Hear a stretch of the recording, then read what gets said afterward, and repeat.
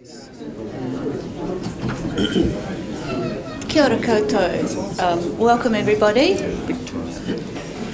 It's a pleasure to introduce the arts, represent. I got notes and now I have to read it. It's to represent the gallery at our favourite yearly event, the Meet the Fellows. It's also a pleasure to introduce our wonderful convener and chair, Nicholas McBryde, Director of Arts Festival Dunedin, and he in turn will introduce the fellows. So thank you, Nicholas, and I'm going to hand over to you. Thank you.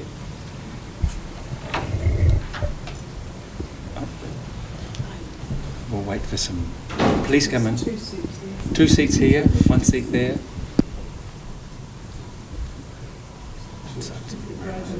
Religious silence, isn't it? Yes. Thank you, Linda.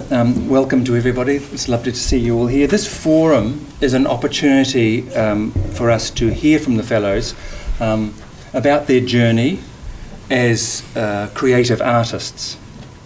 Some of them have already done public performances or events, and there will be more during this year. So this afternoon is an opportunity to hear them talking about their creative process. It's not a show and tell. If any time during this afternoon you can't hear us, then we'll just move forward or something so that we speak into our microphones more clearly. But if you can't, just shout and we'll adjust things. So the university fellowships have been in existence for well over 50 years, not all of them, and they're actually a huge testament to the University of Otago's commitment to the creative process. Charles Brash wrote in Landfall in 1959, he said, "Part of a university's proper business is to act as a nurse to the arts, or more exactly, to the imagination as it expresses itself in the arts and sciences. Imagination may flourish anywhere, but it should flourish as a matter of course in a university, for it is only through imaginative thinking that society grows materially and intellectually." That quote is actually on the Arts Fellows website, which goes on to say that the fellowships have a vital role to play. We rely on the fellows and their craft to generate experiences that will challenge, entertain, provoke, and reassure us and tell us who we are. So that's what the University of Otago's website says about the fellows. So I'd like to introduce the 2018 fellows in no particular order, but in the order that they're sitting, which, funnily enough, this has got nothing to do with anything, but I just wrote all their names down yesterday, and when we came in today I just said, sit wherever you like, and they're all sitting, bar one, in exactly the same place. So that's pretty spooky, don't you think? Bodes well for something. It's good to back. Mozart Fellow, Dylan Lardelli, on the end here. Rhian Gallagher is the Burns Fellow. The Francis Hodgkins Fellow is Louise Menzies. And these two were around the wrong way on the end. Raymond Huber is, one moment. Raymond Huber is the University of Otago College of Education Creative New Zealand Children's Writer in Residence. Sorry, what was that, Nicholas? We actually had a conversation about this at lunchtime, about how we could, everybody gets tired when that name is mentioned, when the title is given. We need to work on that. And the Caroline Plummer Fellowship in Community Dance is this year held by Matthew Smith. The Fellows.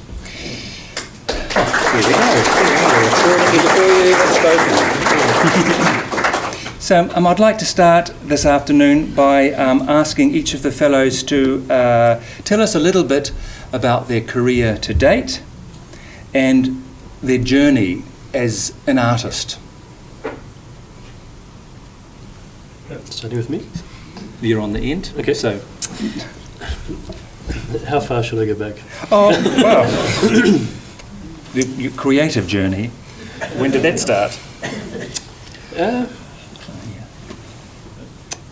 Well, it's quite difficult because I think as a child you're not really aware and you can't articulate some things that are happening. But I can remember back having a type of need to create sounds, and I used to invent instruments and I would make them in my parents' garage because we didn't have instruments at home. And then my sister Lynn started to learn to play the guitar. She is a number of years older than me, so that became the instrument of the house. I since went on to study guitar and a number of instruments towards the end of high school, and then I enrolled into university in Wellington, did a degree in composition as well as guitar performance. So I hadn't really considered writing music before then, and then there was a whole world that opened up when I met the teachers, especially Jack Boddy, if people might have heard of, John Passathis, Ross Harris, these very important teachers. And especially Jack Boddy, he had an interest in our region in the world, the Pacific, Southeast Asia, North Asia as well. So sort of when I glance back at sort of growing up, these meetings of these people sort of made me realise that this was what I was actually leading up to and what I was sort of striving for. So I had an interest in sort of things I couldn't understand, languages that I didn't know. So through my music studies, I was also studying Japanese language, and through Jack Boddy, I was able to spend a lot of time in Japan, China, and Korea, and could see how all these cultures sort of influence each other. Sort of getting off the point, aren't I? So that gives a bit of a background. Up until now, since I did my degree, I've been fortunate enough to, when I finished university, was able to work with an orchestra full time, and then I went on to study in Germany, and that sort of opened my mind to so many possibilities, such a rich tradition that carried through for 1,000 years. That, so the respect they have for sonic arts in Europe is something I sort of a bit foreign to me to begin with, but that excitement of learning about the world has led me to want to bring all of those experiences back here and show people the possibility of music, and that music has no limitations, really. It's a journey. It's a journey. Thank you. Rhian, your career and your artistic journey to date, how come you're here? If I start at the beginning, that's quite long. Okay, well, just So, I mean, I guess as a kid, I actually had quite a bit of difficulty with language at primary school, and I suppose my pleasure as a kid was more through the oral. That was kind of where I first engaged. So, sort of singing, and I was brought up a Roman Catholic, so the prayers were kind of recited in a very rhythmic way. And also as a kid, prayer made a real impression because it seemed the adults when they were praying, everything about them changed. And I thought, these prayer words are really powerful words. So, and I was held back a bit in primary school. But then I remember the day I learned to read, and I couldn't get these. I could get the word, I had the words, and then there were these things on the page, and I couldn't understand. I couldn't get this relationship at all. And then the day I learned to read was, I still remember that day, and it was like being introduced to this magical thing, like words seemed to take on. Now I'd got initiated or something, I'd been let in, and because of the difficulty before, I think the words just, I never took them for granted either. And,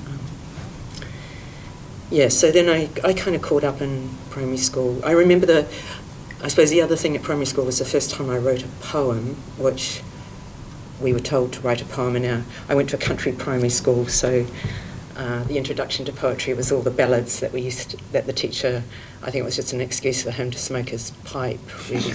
But we would have afternoons of him reading ballads, and then we were told we had to write a poem, so I didn't have much to go by except I knew you didn't use many words, and so the poem I tried to write is a poem I'm still trying to write, which was about dusk, and as I just loved that hour at dusk as a kid when you could hang out on the street and it wasn't time to go in, but the night was coming, and so I tried to write a poem about that, and there was a line in the poem about how the birds had stopped singing, and my teacher said to me at the time, I just remember being beside him at the desk and him saying something about the poem, and he said, "Oh yes, and the birds stopped singing. That could mean." It could mean these other things. It could mean something was going to happen. Like it could mean there was going to be an earthquake, and so that was my introduction to metaphor, I think. But I didn't know at the time. But I just thought, oh my goodness, I can say these things, and they can say all these other things. And it always seemed to me that there were a lot of things that were not being said directly, as among adults. And then I found in poetry, it's possible to say one thing and it will mean potentially these other things. So that was another kind of secret thing about language. So it was a long journey from there to being a poet. Let's move on. Yeah. Louisa, your journey as an artist. It's interesting listening to both of you speak about your childhood, because I don't think I trace my my formation as an artist that far back necessarily, and I would say it was really only at university age that the idea of being an artist even appeared to me or began to crystallize. I can glance back and see examples now of an interest in or a creative drive that I guess I had, but I didn't formally study art at school. But I remember some very vivid experiences with artworks. Actually, I happen to have been reflecting recently on my experience of a Rauwhoteri show at in the gallery. I think it was called the Annex, that used to be part of the art centre in Christchurch, that I would have seen probably at about age 15, that I've realised had a very strong impact on me. But I think in a way anything you see at that age has a strong impact. So but yeah, I really came to art, I think, through curiosity and through an interest in in the visual world, but also just in information and experience and how you might get to find an outlet for your subjectivity that could include a lot of different things. And maybe that's what I value about being an artist the most, is that I feel like the activities that art allows me to do include like interviews, include drawing, include filming, include travel, I feel like it's just this, I guess, actually it's not my idea. You hear people talk about art as a kind of world building exercise, and I feel like I just get to share how I build my world with others, and yeah, it's a great thing to get to do.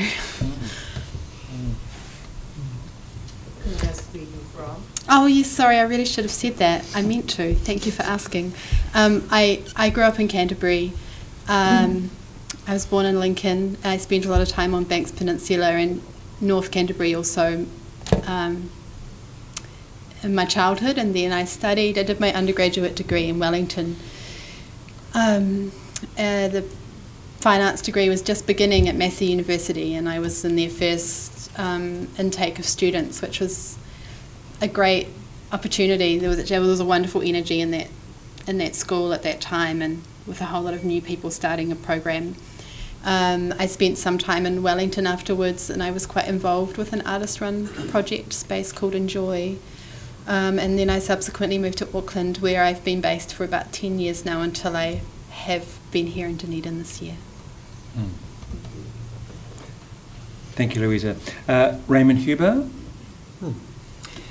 Well, just following on from what Louisa was saying, I grew up in Canterbury, and in those days, in Christchurch at least, they had a whole library, a whole building devoted to children's books, children's libraries scattered around the city, and my mother was one of the volunteers who worked in that library. So no surprise that a children's writer would be inspired by going every day after school and sitting in a library. And there was things like Tintin books, which I would just sit there for hours and hours and hours reading. But also, just listening to Rhian talking about school reminded me of the very first experience of school I had. Walking in, the very first time, and it's probably my only memory of those primary school years. Walked in, the kids are all sitting on the mat, and the teacher was reading Horton Hatch's The Egg. And I think it did have a profound influence on me, just that whole, it was starting school, of course it was going to, but then there was this book which completely captivated me, and that was the start of my school journey really. And the other incident from school that jumps out at me is we had to write a report on what they called a nature trip in those days, which involved, a walk through the bush on Banks Peninsula. And so I thought I'd be a bit cheeky and kind of twisted a bit, and I wrote about how the teacher fell into a bush of stinging nettle and had to take his trousers off. And the teacher, I was shocked, he read out all the assignments, and he came to mine and read it out, and everyone laughed. And it was that shot of audience response, I think, that has also stayed with me a long time when it comes to writing. And so those kind of influences as a child, and the fact that I loved books. And I wasn't so much into writing actually until a lot later, and I think probably about the time, Tom, I was at Teachers College, and Trish Brooking had a children's literature course there. They still do children's literature, although it's not a specific course now, and that was utterly inspiring and got me reading children's books again, and helped me to see that children's literature was an art form.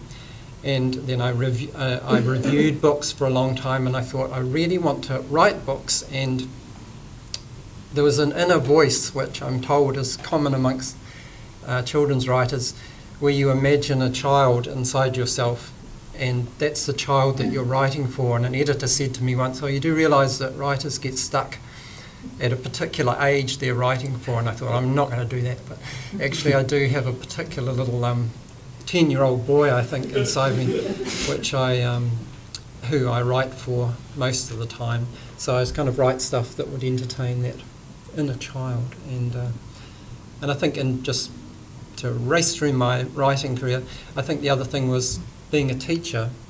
About the only thing I really loved was reading to kids, reading out loud to kids. And I realised that the power of books, to hold them there and get them to behave, was just amazing. Wow. And is that power still there, do you think? In classrooms, yeah, from what I hear. Good. Wow. Matthew, Hello. the floor is yours. Great. How are you getting on? Very good. It's quite a challenge to think about how your artistic career is, and try and compress that in a short space of time. And as I sit and listen to the other art humans here, I realise to some extent I am a kind of imposter on the panel in some ways, because I have a kind of duality about my process, because I'm both interested in art, but I'm also immensely interested in science.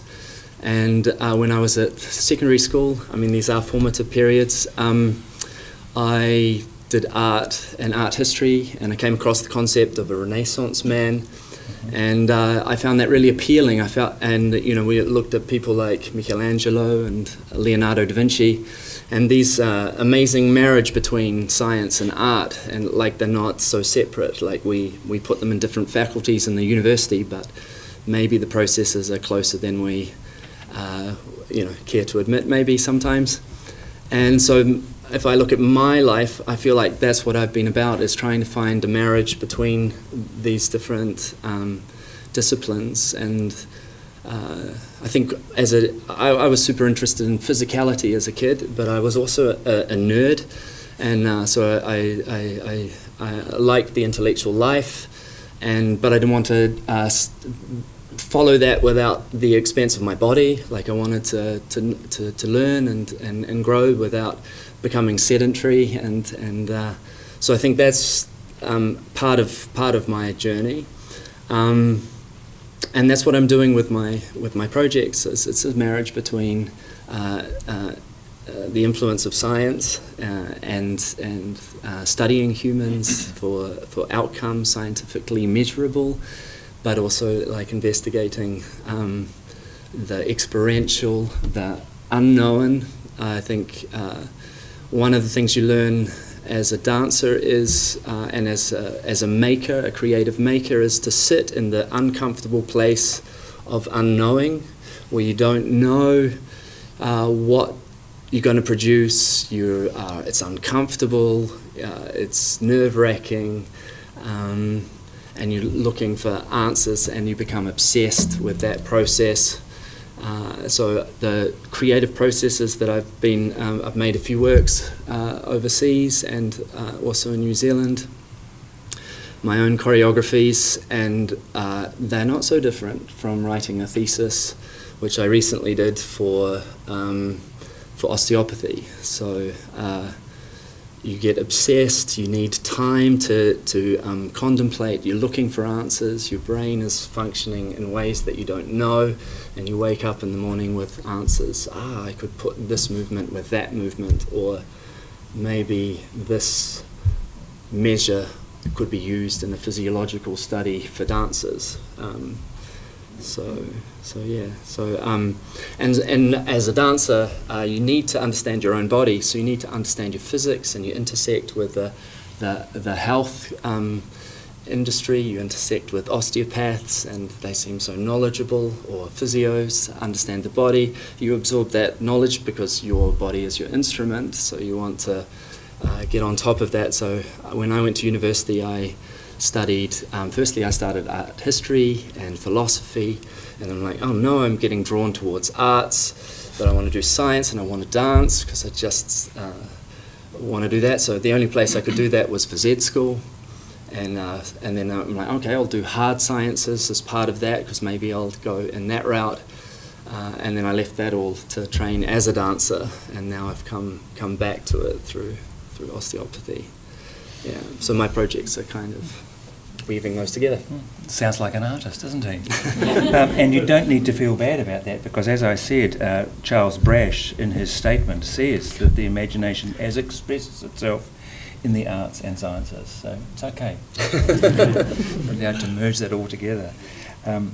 Thank you all. I'd just like to now move on to the general concept of what your creative process is, how you get your inspiration, or if there is such a thing, or is it all just perspiration, and the sort of the methodology by which you actually create a work. So, creative process, inspiration, and methodology. Who's going to start with that idea? These aren't simple questions. These aren't? No. Well, this is not the free lunch doesn't exist. No. Well, just generally speaking, I mean, where do you start from? You know, I mean, the creative process, and you get your inspiration from something, or is it different every time you do something? Is there no pattern to your creative process? I always write what I'm interested in. You know, I hate having to write about something that is popular or will sell or all those kind of things. Yeah. So I always start at that point. What am I interested in the moment? Hey, trees have got these fungal networks that are like the internet, and they communicate and they send food and messages underground to trees that are miles away in the forest. Hey, I could write about that because that interests me. And so, you know, I've written a couple of books about that now during this fellowship. So for me, it's like the ideas are not hard to find. Like science, as you're saying, Matthew, is just chocker, the natural world with fantastic ideas. So that's always my starting point. And then what's the method then? So if you've had that idea, do you lock yourself away on a daily basis, which you can do, I guess, with the fellowship? Is there a sort of a routine in the way you actually then get to where you want to go? Writing's easy. It's just putting one word after another, really. Well, we should all be able to do that, shouldn't we? That's right. It's not that easy. I think rewriting's the hard bit. Okay. Yeah. You've got to rewrite and keep on refining. Dylan, process, inspiration, methodology. Inspiration often arises from responding to observations of the sonic world. Well, not always sonic for me, visual things as well, and how I can represent that through a time-based medium of music. And also, the components and the molecules that make up the things that we listen to, and how I can unpick it and reassemble it in different ways, and through like the medium of the instruments that have evolved through time. Like instruments are these expressive tools that have arisen from this certain need that humans have to make sound. So I work a lot with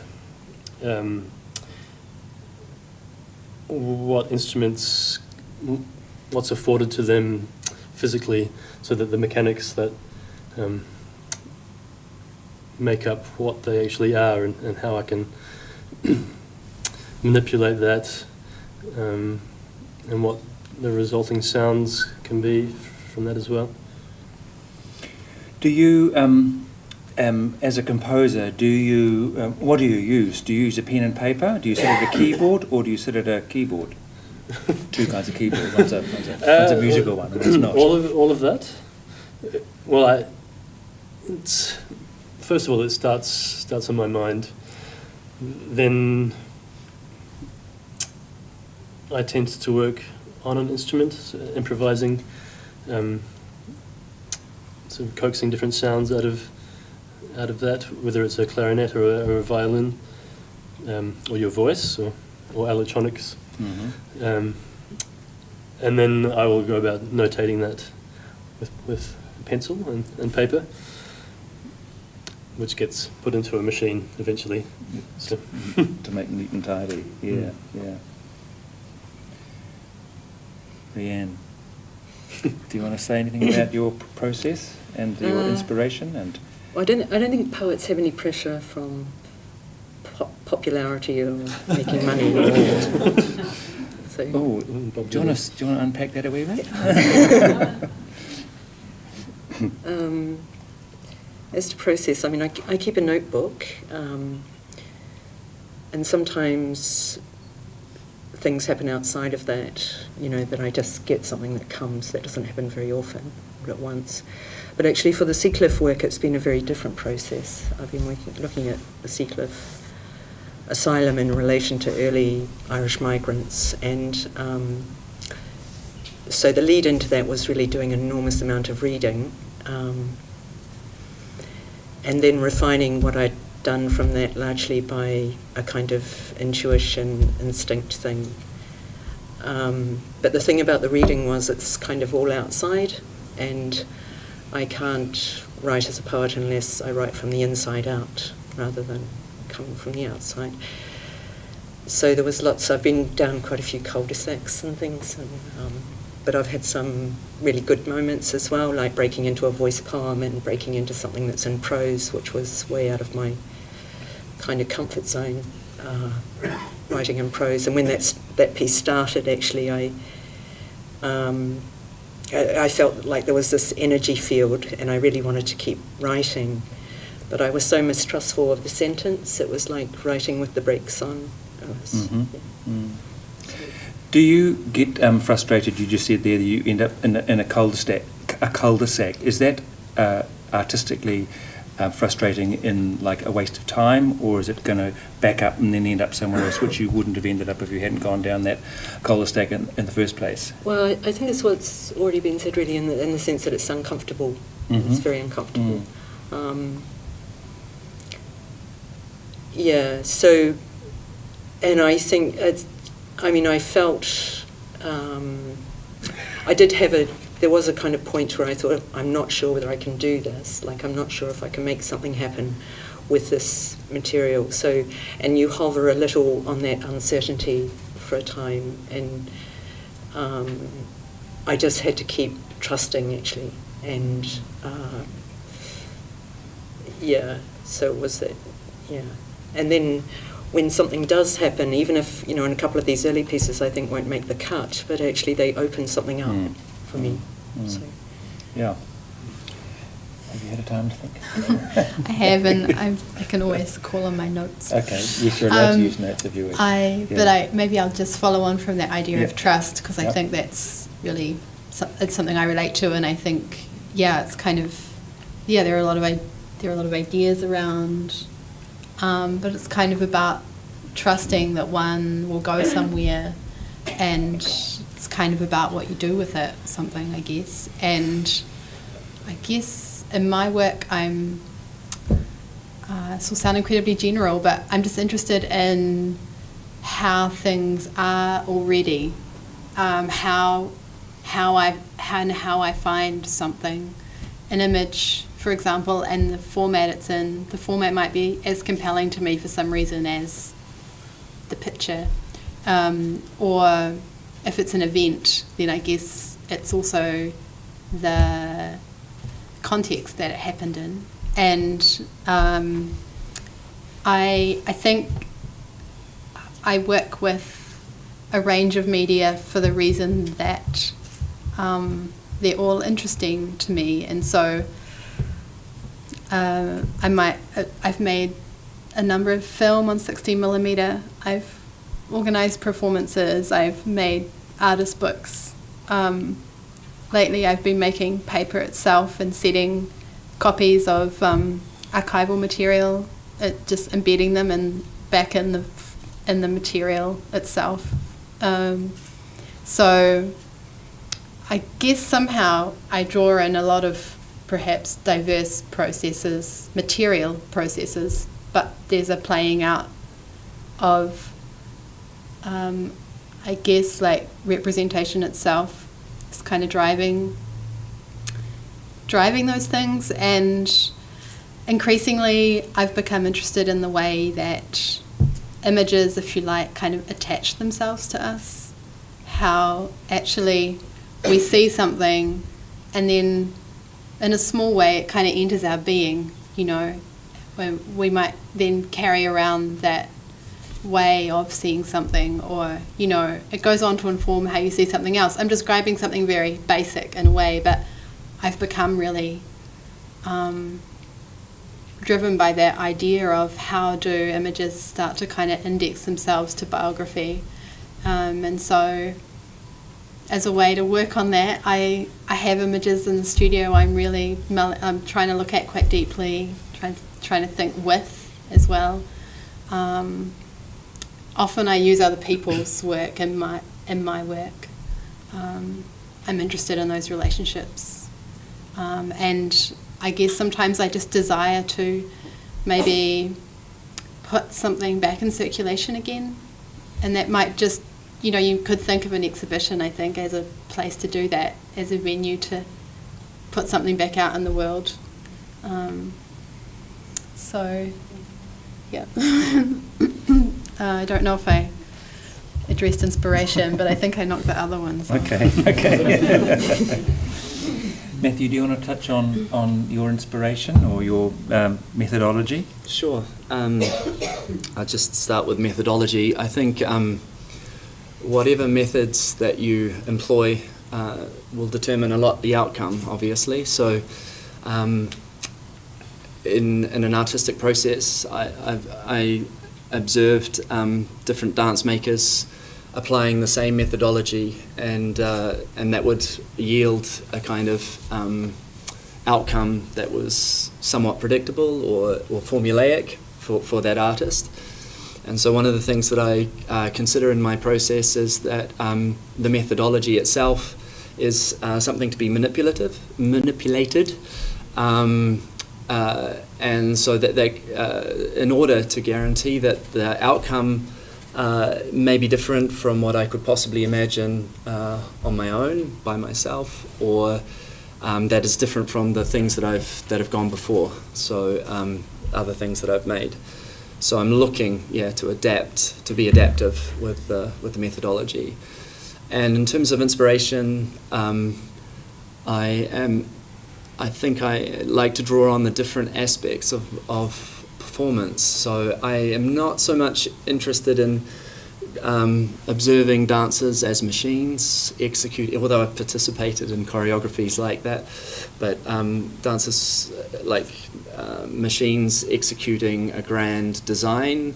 I'm more interested in feeling the complexity of a person performing, and so there are strategies that you can work with, that I've worked with, that can generate that outcome. So I think of a human being as someone who's engaged in a state of flux where there's uncertainty, where there's decision making, and so in the creative processes I try to create tasks that occupy the dancer so that they're in that state, where as opposed to a dancer who performs and goes, this is it, I know exactly what I'm doing, there's nothing negotiated here, I'm just showing you with my body a form. Whereas I'm interested in the performance where the person, you can feel that they're thinking, that they're alive, there's some uncertainty, they may be making a decision in that moment, so task-based choreography. Yeah, those are some of my inspirations. Scary for the dancer, I would think that. Sort of improvisation almost. Yeah, but highly structured, sure, because no structure, you can get lost. Okay. And I've had experiences where, like in audition processes, where they'll throw out so just show us your best. I'm like, what does best mean? I need some, please give me I need some structure. Sure. Yeah, I get lost. Yeah. You end up dancing like a madman. Yeah. Move on. So I'm going to ask you all now, who is your work for? Are you creating for yourself, for your public, for your audience? And does this affect your creative process? In other words, the end result, are you thinking about where it's going to end up as you actually create whatever it is you're creating? I'm happy to start on that. Yeah. I was just actually saying before the panel that I've just started to think about my exhibition, which comes up at the end of the Francis Hodgkins Fellowship. It's at the Hocken, and it helped me see that often, for me, a work's finished in an exhibition. It might not really feel finished until then. So I've actually come to really enjoy thinking about that as a space for the work to kind of do something. And so I guess that's what I make work for. And I often see an exhibition as a kind of unit to work with or something. And I think that it's a kind of, it's almost a cliche now to say this, but yeah, I think a work's kind of only half made by me. It's always made, completed by the people who engage with it. And a kind of amazing thing about being an artist is, after a while, an old work, a work from a while ago, it just starts to actually create its own life. Every time it's shown, its story slightly changes, or I get the feeling that works really take on their own journey once they've left my little world. Okay. Yeah. So are you always mindful of your audience as you go through your creative process? Yeah, well, initially it does feel like I'm writing for myself, first and foremost. But the concepts I'm working with sort of rely on a listener for them to have an effect. So I think one of the beauties of music is it can be interpreted in so many different ways. With a lot of my recent work is working with issues of memory. I think we understand music through memory, through repetition, or the opposite of repetition, through a linear process where nothing repeats. If music is open to so many interpretations, but I can guarantee and rely that everybody knows what it feels like to grasp for something, like a memory that's faded, or that's not there, or we've reconstructed differently from the reality of what it was. So with that idea, I am writing for listeners. To have it, in order for it to have an impact, an effect. Okay, good. It's interesting because I know that we've had one Mozart fellow, I think here many years ago, who was writing because he needed to, and was not the slightest bit concerned if it was ever performed. It was all about his own journey, and if anybody was interested in it, that was a bonus. So he was absolutely writing from a self-centered, thank you, perspective. Yeah, interesting. Rhian, do you is your process in writing poetry? Are you bearing in mind the fact that you're hoping that it's going to be published and will therefore be enjoyed, or who's your audience? Are you aware of your audience as you're writing? No. No, right. Is the short answer. Not at the very beginning, sure. anyway. Yeah. No, I'm writing for myself. And actually, it's been interesting this year. Just one of the most productive things I've done is kind of let go attachment to outcome, whether that be in writing one poem, or now as I am starting to think about a manuscript, but just to keep it very fluid and open and spacious has made it possible for other things to happen. And I that wouldn't have been possible without the burns, because the thing about the burns is you've got it's not like writing and having a job where if you sit down for half a day it's your one half day or it's your one day that you've got, and you sit down and nothing happens, and you're not out seeing friends, you're not earning money. You know, it's a different. It's quite, that can be. You know, writers in the audience will know that it can be really tough. That to have a day where you get nothing. You know, I mean, you can see it philosophically and think, okay, well, this is part of it. But so the great thing about the burns is it loosens everything up. Yeah. If I could just touch on that for a moment. As I understand, the fellowships, all of the fellowships, there's no compulsion. It's not compulsory that you actually. Just one moment. We'll just take that call. There's no. That is the Superman thing. Gone. There's no compulsion, I don't think, for any of you to actually create anything during your residency. So, is that a freedom or an impediment for you as creators? You've got this year or half year to be the fellow, and you're encouraged to just be creative. I think there's a huge pressure personally, like when you receive this sort of opportunity. It wouldn't matter if I had to make the show or not. You kind of Yeah. I mean, you're just excited, Yeah. right? I mean, you have time to work in a way you don't usually have, and Do you mean more about like the pressure you put on yourself? Yes. I suppose. Yeah. yeah, Okay. that's what I mean. Yeah. Yeah. And hopefully that's a positive pressure. It's not always, but most of the time. Most of the time it is.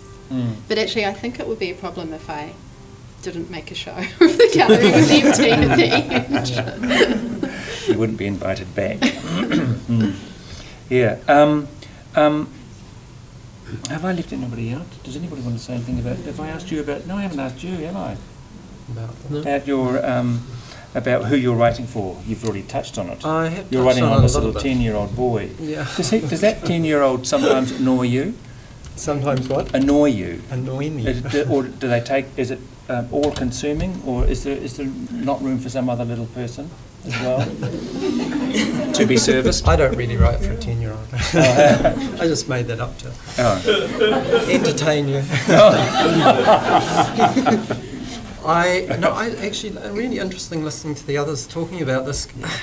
I mean, of course you're writing for yourself in a way. You know, I want to be immortal. Of course I do.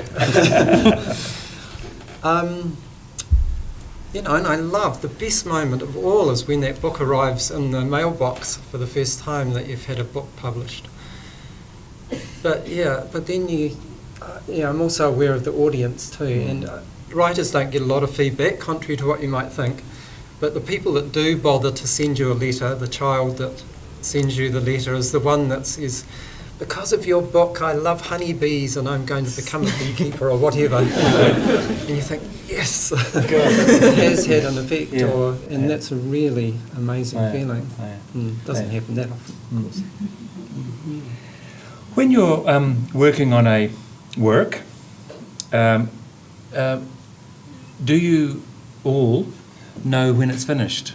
When do you know when it's time to put down your pen or your, well, whatever it is you're working with? When is a work done? Because I know of people who often tinker and keep tinkering and it's never complete. Is that a discipline that you just have to say, there we are, I'm done. This is as good as it's going to get. Well, for me, I find I reach a point where I'm exhausted with the material I'm working with. Right. So it has a. It's probably more dictated by the length of time that I'm actually working on it rather than the duration of the actual piece. Often it's imposed by external things, like constant formats. Sure. And, Yeah.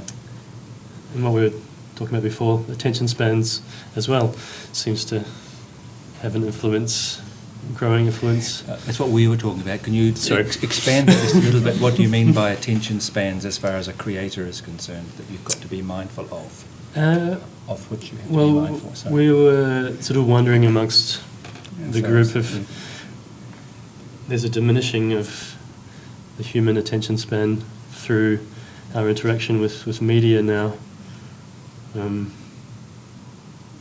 Was there a conclusion? Well, no, the conclusion being that in your case, I guess you have got to be finite in the duration of a piece, otherwise people are going to stop listening. Yeah, well, maybe I'm a bit subversive in a way, but I would like to kick back against something like that and sort of reclaim some space where people can actually listen. So we're so saturated with information and sound. So often I'm working very quietly with small bits of musical information. It's difficult to... I guess in your case, I'll move on in a moment, but because you're working in, what was the word you used? Sonic, that's a nice word, sonic arts, which involves other people performing and therefore other audiences listening. Do you have the luxury maybe, which maybe others don't have, of reworking it if needs be? Because so you can tinker a little bit after you've supposedly finished, after the first performance and so on, can't you? Yeah, so I often revisit things that I'm not feeling satisfied with, and unfortunately every space where something is presented offers a new challenge, so I do change things at the last minute. As if you're working in a dry acoustic, things won't necessarily work. Rhian, you can't do that, can you? Not when it's published. Not when it's published. Let's just rework that last word there. Yeah, so I think just that thing about writing for myself first, that sort of changes as the evolution of the work goes along, which is sort of the evolution to the final thing, so then I've got a couple of people in my life who are first readers or, for work, so who I trust, and so feedback, that kind of feedback is, it helps evolve the work. So it's part of the process, in fact. Yeah, and in fact, in that way, I was thinking about that. So much work is indirectly, if not directly, collaborative in a way. I mean, it's not that people who read work and give comments are kind of collaborating, but even sending a work to a publisher, then having someone else read it, it being sent out to readers, and along the way there are small changes being made, which you can, as author, I can say no, I don't want to do that, but yeah, it is interesting in that, like, to get from the writer, the poet, to a final book is quite a, and then even the book getting out into the world. I mean, that that whole thing as a lot of other people. It's usually collaborative. Yeah. That's true for me as well. Because if you're creating a piece, you're dealing with humans, and you want them to own what they're performing. So you have to. I find that it's useful to have to let go of the perfectionist mentality in order to just let your piece go out into the world, and like a child, just trust that it's going to get out there and it's going to be okay, and that it will interact with people watching, and it's and also as a respect for the performer, because if you keep tinkering with it, they're always trying to get on top of what it is that you're giving them. And then they'll potentially lose their mastery if they're overloaded with changes or possibilities. So because your instruments are dancers, you've got to be respectful of them in that process. But yeah. But can I just answer another question, which was about do you make work? Do you keep your audience in mind? I had a thought with that regarding the projects that I'm doing. That absolutely, my audience are the people that are undertaking the movement explorations that I think that I've kind of used my whole archive of movement history and study of movement that I think will enhance their well-being. So it's 100% revolving around the people that are coming as a thing. Yeah. So that process for you as a choreographer, you've created it, but then it's then actually owned by the performers, the dancers, and maybe then the audience, and then it's gone. How does that feel? You know, that it's actually disappeared now. It's and with music too, that it's very much based in time, and then there's nothing left of it. Whereas with a writer and with a visual artist, it actually will live forever. That's a nice question. I think there is a lineage of dance as in experiences of dancers that become embodied through the interaction of watching a piece. So the piece itself may die, but the memory of it and how it inspired you to move or to change the way that you move. And then if you become a teacher yourself, you can't help but embody all of your influences, and then you pass that on. So there is a life beyond that. But the other side of that is I do feel sad because, especially in New Zealand, the artistic scene is difficult for choreographers. So much work that's generated is here in a flash and gone tomorrow, and you know, some great things that I'm just sad that not more people could see it, or that there's it happening in other countries where they have retrospectives, and well, I mean, there's been retrospectives here too, but they revive earlier work, or a piece just has a long life. Like, I mean, if you think about the Pina Bausch Company, some of those pieces, you know, and it's sad that that's not possible in this context. Yeah. Earlier, we were all talking about fashion, and Raymond just mentioned it before about the popularity of certain sort of subject matters. We were discussing about whether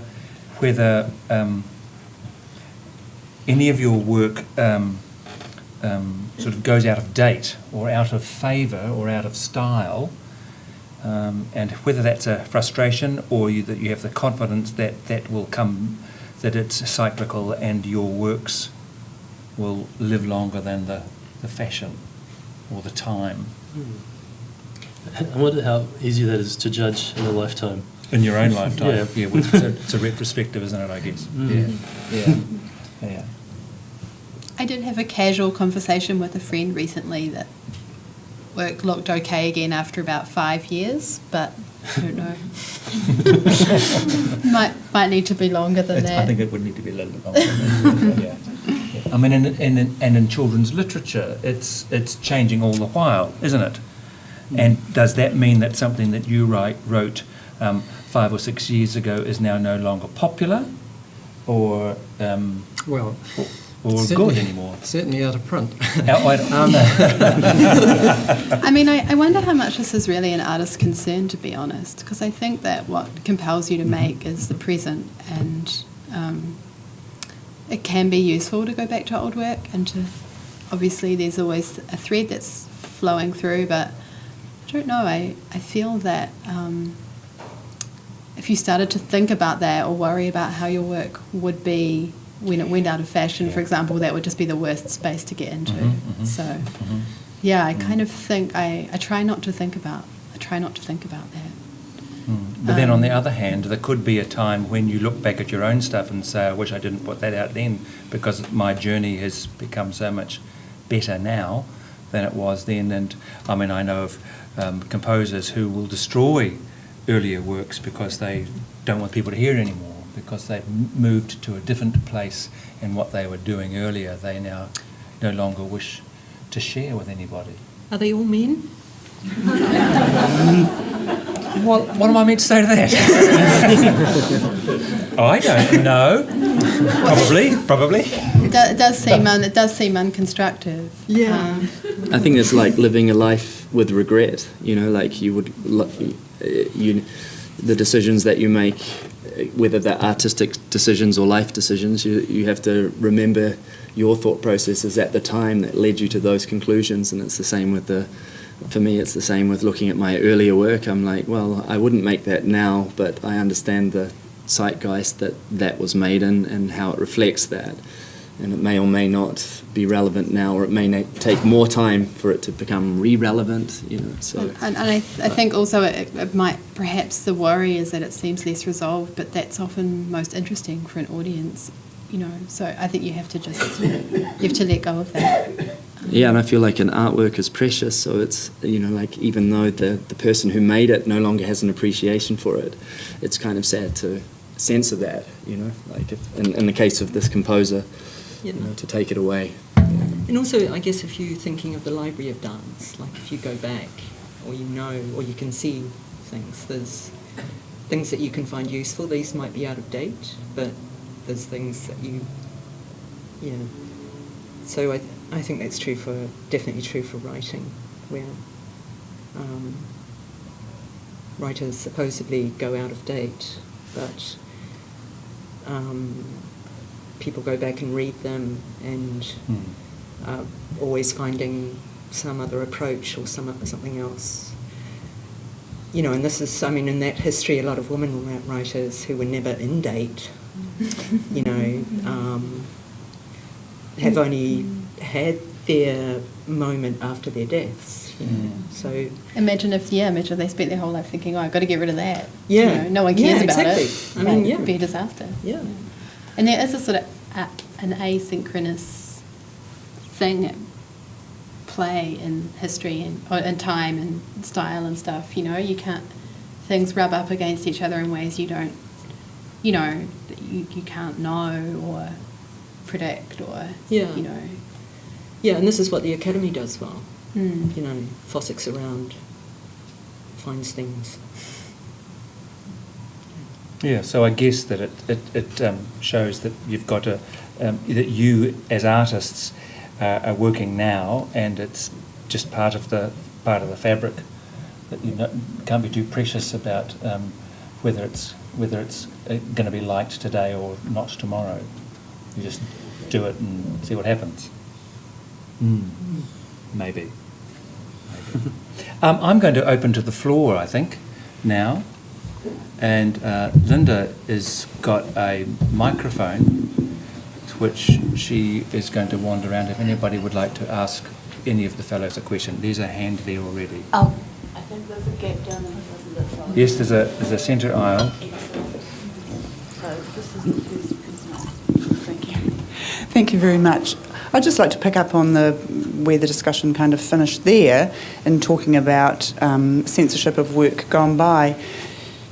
How do you respond to the kind of movement that is around some of the attitudes, perhaps around gender or race, whereby works that have gone before which might reflect attitudes that are kind of objectionable or even abhorrent now, are so out of fashion that they're censored out of existence, or we are no longer allowed to engage with them, and we can't actually reflect on the time and the place in which they were created? Well, when I think back to the Tintin books I read as a child, the main character was a middle-aged alcoholic. People got shot. It was totally it would never get published now. No. But in those books, in the early ones especially, the racial stereotypes were shocking. And those books, like Tintin in the Congo, for example, just were out of print for a long, long time. But then thankfully they were reprinted recently in the last decade or so. But with a note in the front saying, this reflects the colonialist attitudes of Belgium or whatever it was, I think, in those days. And I think that's, to censor them is crazy, or to censor Little House on the Prairie because of some attitudes like that. I think, you need to let children know, well, this is what it was like back then. Yeah, this is why this is horrendous stereotype in this book.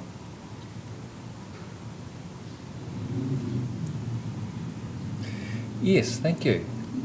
Because did I not hear recently that a statue in some central... Yes, I know. It was Stephen Foster, the American composer, folk composer, the statue of him in his hometown, he's been dead for 100 years, has been removed because his inspiration was the music of the African American, and there's the statue is of him standing there in the centre of town, and sitting down at his feet is a Negro playing a banjo. It's been removed because it's what? Offensive Offensive to some people. to some people. Yeah. Well, Burns himself got caught up in that, didn't he? I mean, Tell us. retelling of his reputation with. Well, there was something about the Me Too campaign and reassessing. I don't know enough about Burns' biography to comment on it really, but something about how it, just how he was with women and He's one of those whether best- we should hold him in such high regard. So. It's often better not to know too much about creative people's private Well, we've lives. been. Well, it does affect things, doesn't it? Look, Well, I don't, but like, is the work separate from the person? I think that's really what's at stake. Well, a lot of And writers is, are and, really. is a novel separate from its context? Yeah. And I think, those things need to be acknowledged. They shouldn't be banned, but they need to be acknowledged. Yeah. Good point. Yeah, acknowledged, not banned. Thank you. Another question from the floor. Here's one down the front. I think I'm brave enough to ask it. What impresses me is that you're expressing yourself, you're opening yourselves up so much to people by the expression of your art. How do you cope with criticism?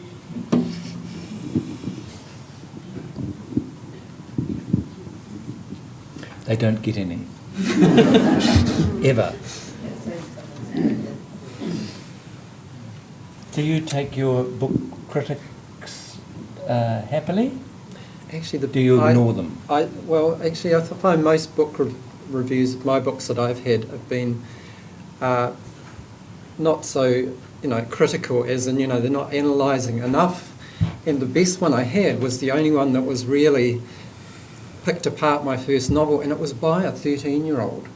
And I thought, this is great. This is what I really want to hear, and from the audience I really wanted to hear it from too. And it was my first novel, and it did have things that were, I'm sort of looking back, I think, yes, I really should have improved that. So yeah, really good criticism is just fantastic. Too late. Yeah, well, that was my question earlier, wasn't it? Do you look back at some of your work and think, ooh, I should have done that differently? Oh yeah, but that's inevitable. That's inevitable, yeah. I think that's an important point, is that it's an art in itself, Yeah. the art of critique. So some people are able to deliver that critique in a critique sandwich, positive, negative, positive, Yeah. and then it's palatable to the human. Yeah. And others are not. And I feel often in the case of dance that the level of discourse in the reviews, which could be really constructively critical, it doesn't often get to that point. It sits more at the level of opinion, and I don't think I could tell a bad joke here actually. One of my choreographers that I worked for, he said that opinions are like assholes. Everybody has one. So I mean, that's not so important. It is the criticality and the degree of argument, and then it can be like Raymond was saying, then it can be something that can be really useful. In some reviews, you just don't get them at all. Like I had one review for Shift, which had, it follows, it's a relationship between two women for a good part of it, and it was a guy reviewing it, and he said, he basically said, I don't understand anything about relationship woman to woman, so that whole bit, like he couldn't get, it was shunted off. So it was like, yes. It's a different kind of love or something. It's not, it's just, yeah. But still human, Yes. nonetheless. Yeah, well, exactly. So it was just when people come out with. So Dylan, do you have works of yours which are performed and reviewed, which then hurt or impact then on how you might do something next time? Or you just ignore it all? I think what you're saying about dance reviews, with music, it tends to be an account of what happened, rather than sort of opinions. So it can be quite hard to get any kind of critique, positive or negative, from that actually. So. Oh well, that's just that's another whole But thing. I mean, peer criticism is another thing, which can be very influential. I find, especially people you work so closely with, if they have enough courage to mention something to you. Yes. Yeah, I think it's different for a straight performer, because a lot of them will actually not read critiques because it doesn't. It can be overwhelming. Yeah. Thank you for that question. Anyone else? Yes. I'm taking the closest ones to the Okay. microphone. Nothing personal. Kia ora. I'm really fascinated about the languages that are across the arts, and in reality, my view is that you cannot control your audience. I'm interested how it's sort of turned into this, because people just may be of different cultures, but it will take its own life once it leaves you to whoever interprets it, be it in time and place, because it's a moment of your time. What I'm really interested in is, you talked about, there was the question about inspiration, but I'm interested in what any of you aspire to actually leave traces of yourself for the future, and who those audiences might be.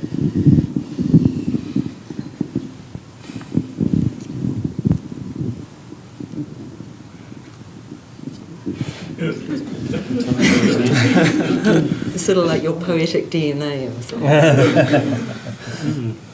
I am a bit of a messagey writer, and whenever I send something off to a publisher, they sometimes comes back with too messagey written all over. Get rid of the message. Yeah, but that's kind of like a lot of what my writing is all about, admittedly. It's like I'm writing about trees now, and I'd really like to think that people will fall in love with trees and want to plant trees and see that trees are going to save the planet.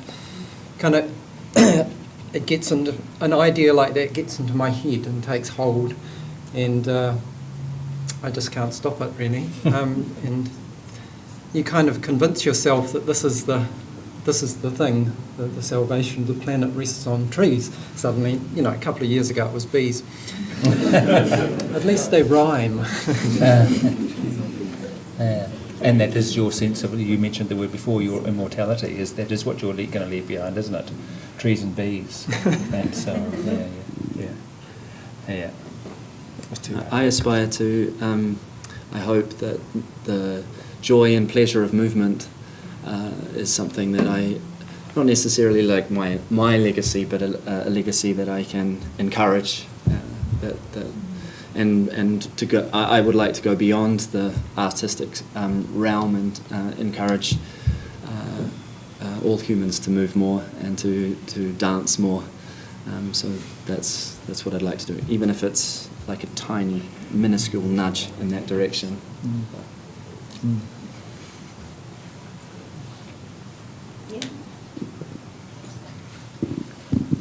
If you were writing in a really repressive regime, or composing, how would that change? I'm thinking of the fact that in East Germany and so on, the arts had a huge impact because they were the only way in which people could express themselves.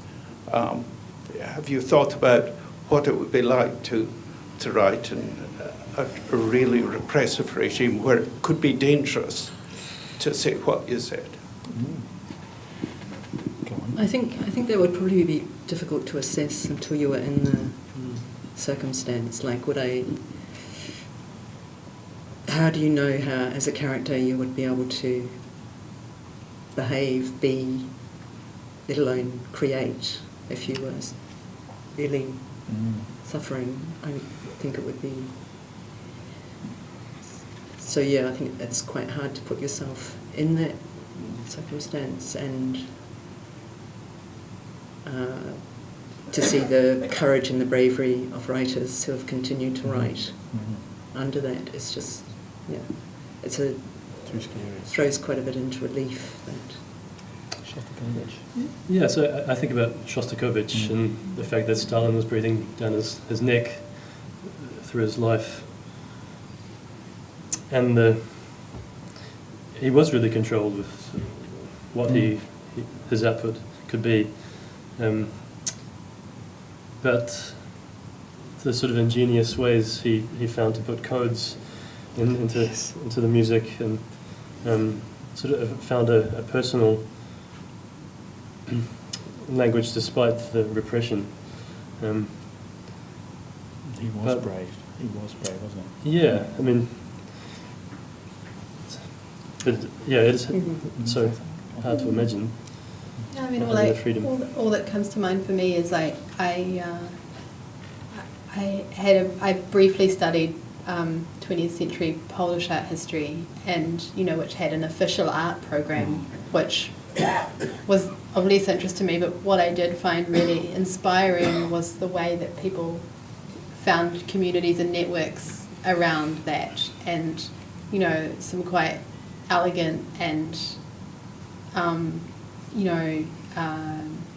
great works were made just in people's houses or circulated as on paper or some highly imaginative really incredible work could happen, and I think it's quite of course no one wants to live under such a regime as you are suggesting, but I think it's the flip side is that I guess people will somehow always will continue to make work and share work, and this actually what I enjoyed taking from that history was the social value that art could have. So it wasn't an economic unit at all, and it wasn't even a public one, but it had this really high value to the people who were producing and sharing it. So, yeah.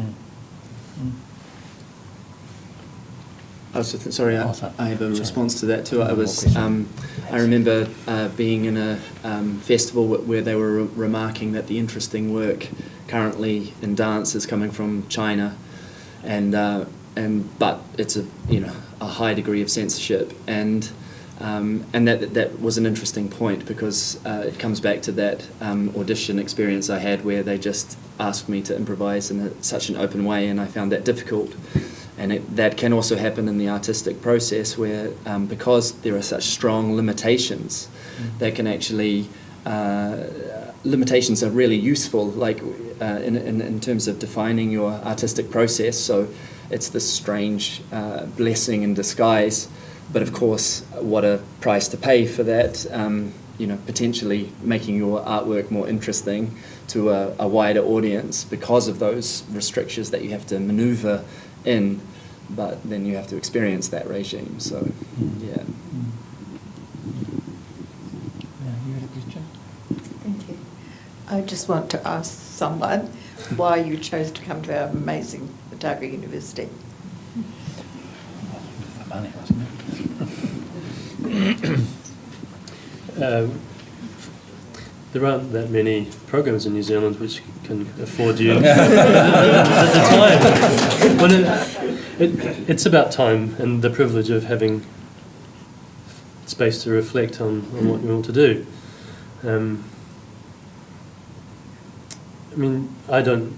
Before now I didn't really know Dunedin, and so I've come to really love what it can offer, and the space, the geography, and the weather is actually better than I thought it would be as well.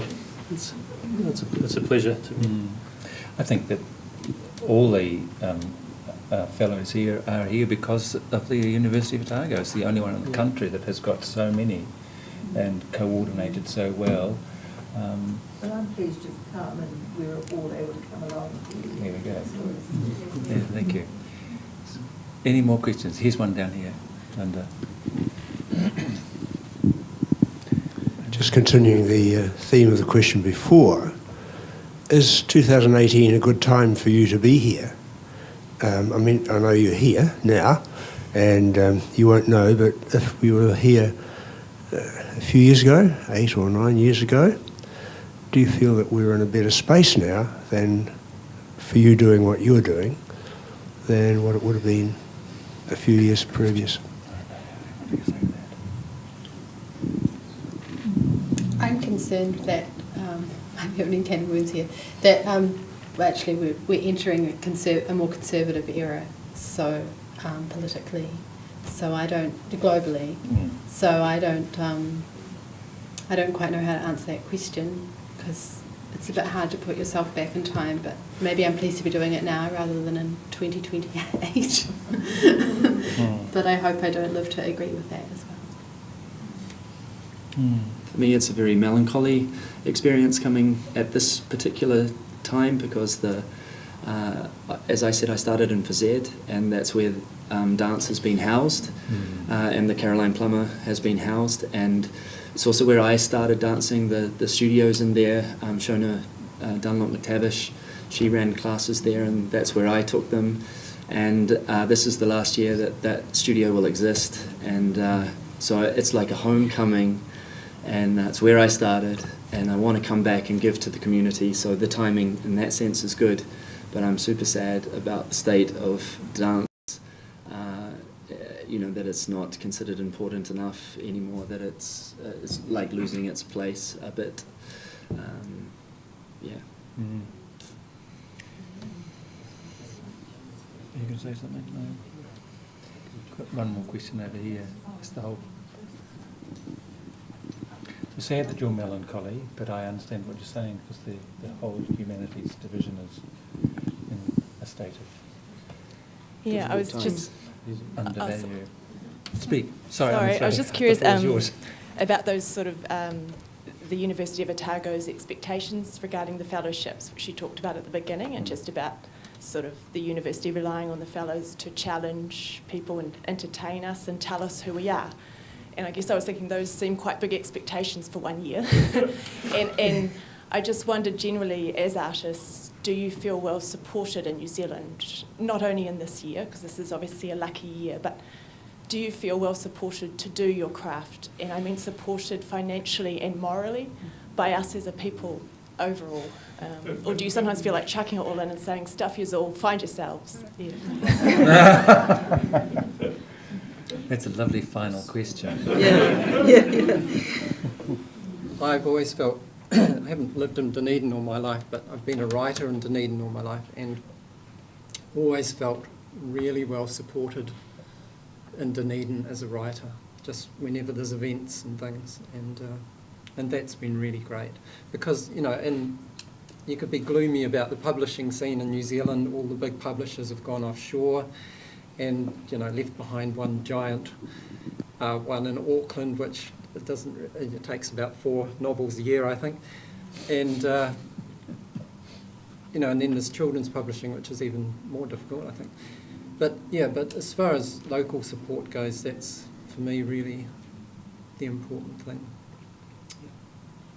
I think you can have community support, like from friends who are writers, and you have that kind of support. But earning a living as a poet has got no easier. So.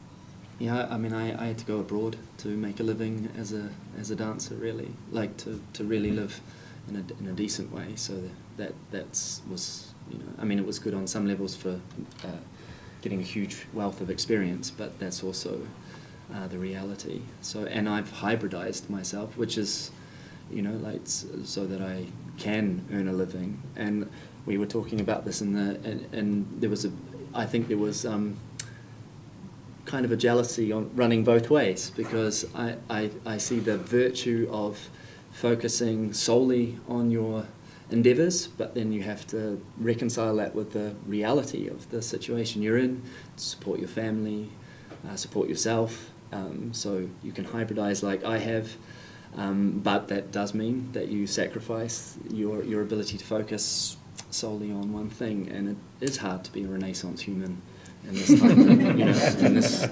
day and age. I think there's a lot of growing competition as well over funding, which is actually quite a struggle, I think. So you're fighting amongst your colleagues to make projects happen, and I think music organisations actually underestimate New Zealanders. New Zealanders aren't afraid of having New Zealand content, but the organisations aren't really giving enough exposure to New Zealand music, I think.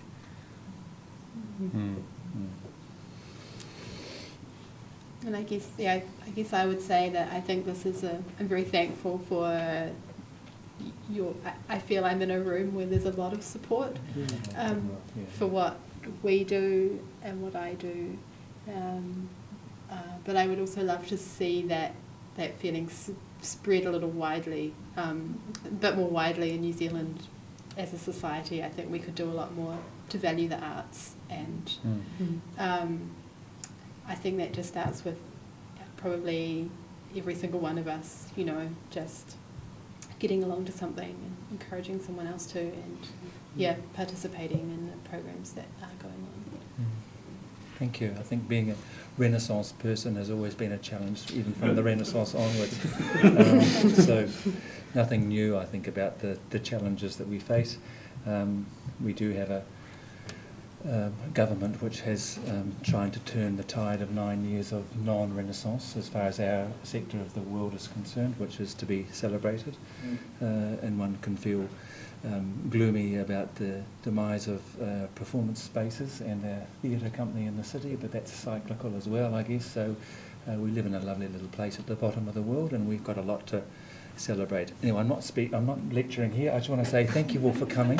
I'd like to thank Professor Tony Ballantyne from the university, Linda Cullen and Johnny Chapman at the DPAG, you all for coming, and for the fellows for giving us their time and a little bit of insight today into how it all works. And I'd like you all to join us now for afternoon tea. But before we go, I've got a wee plug for myself, if I may. Arts Festival Dunedin launched its program for this year last week. I've got a whole lot of brochures here. Some of you may already have those. Festival's on from the 21st to the 30th of September this year. Use it or lose it. Thank you all very much.